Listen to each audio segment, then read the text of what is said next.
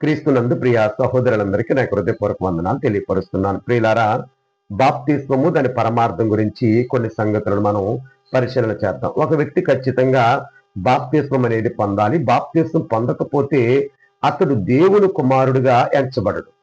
అంతేకాదు, సంఘము, రాజ్యము అని ఏదైతే రక్షణ కోటగా మనం ఎంచుతున్నామో దానిలోనికి ప్రవేశించాలంటే ఖచ్చితంగా బాప్తిస్మం పొందాలి.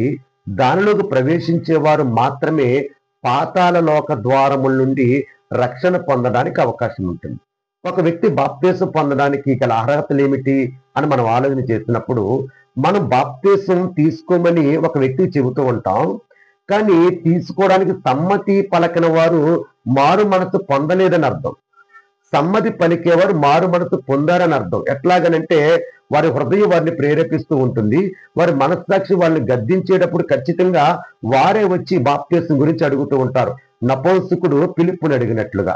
మీరు గమనించండి, బాప్తిస్మం అనేది యేసుక్రీస్తు ప్రభువు వారి యొక్క మరణ, సమాధి, పునరుద్ధానానికి సాదృశ్యము. బాప్తిస్మం ద్వారా మన పాపములను మనం కడిగి వేసుకుంటున్నాం.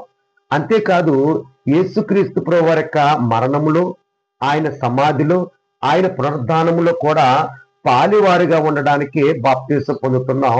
బాప్తిస్మం పొందడానికి తెలుసుకోవలసిన ప్రాముఖ్యమైన విషయాలు: ఒకటి, మారు మనసు పొందాలి.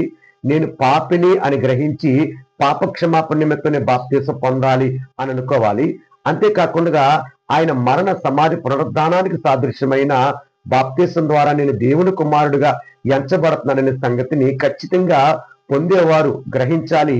దాన్ని ఇచ్చేవారు చెప్పి బాప్తిస్మం ఇవ్వటాన్ని బట్టి ఆ పొందే బాప్తిస్మానికి విలువ అనేది ఉంటుంది. ఈరోజు చాలా వరకు బాప్తిస్మానికి విలువ లేకపోవడానికి కారణం ఏంటంటే, పెళ్లిళ్ళకు బాప్తిస్మాలు పొందుతారు.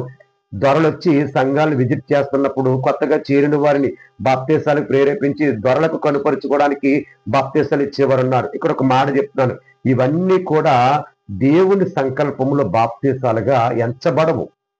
మీరు ఎప్పుడు కూడా గమనించండి, బాప్తిస్మం అనేది ఒక వ్యక్తిని ఆత్మ సంబంధంగా చేసేది. పొందేవాడు కూడా నేను ఆత్మ సంబంధాన్ని గుర్తించి పొందాలి. తీతు పత్రిక 3వ అధ్యాయం 5వ వచనం మనకి ఏం చెబుతుందంటే, పునర్జన్మ సంబంధమైన స్నానము అంటుంది.